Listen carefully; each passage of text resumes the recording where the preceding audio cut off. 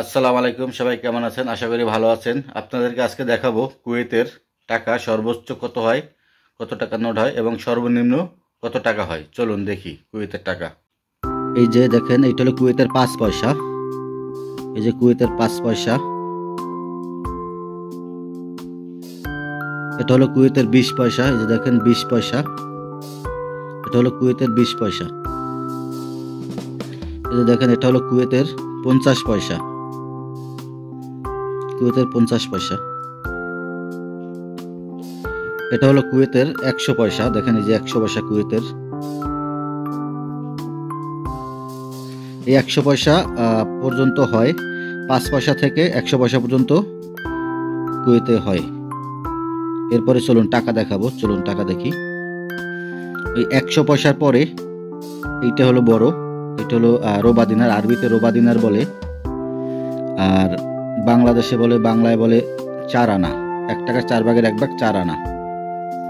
এটা হলো 4 আনা। 4 আনার পরে এইটা হলো 8 আনা, মানে আরবিতে বলে নোজ দিনার এবং বাংলায় বলে 8 আনা। এটা হলো 8 আনা। রোবা দিনার, নোজ দিনার। নোজ দিনারের পরে এইটা হলো 1 টাকা। এই যে দেখেন 1 টাকা, কুয়েতের 1 টাকা। এই 1 টাকার অনেক মূল্য রে ভাই। এই 1 টাকা জানেন, বাংলাদেশে বর্তমানে 1 টাকায় 400 টাকা। এখন বর্তমানে এই কুয়েতের 1 টাকায় বাংলাদেশে 400 টাকা। এইটা হলো 5 টাকা।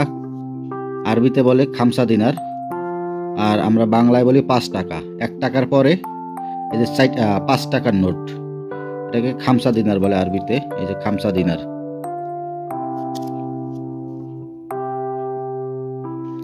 5 টাকার পরে এই যে 10 টাকা, এটা হলো 10 টাকার নোট, কুয়েতের 10 টাকার নোট। এটাকে আরবিতে বলে আশারা দিনার।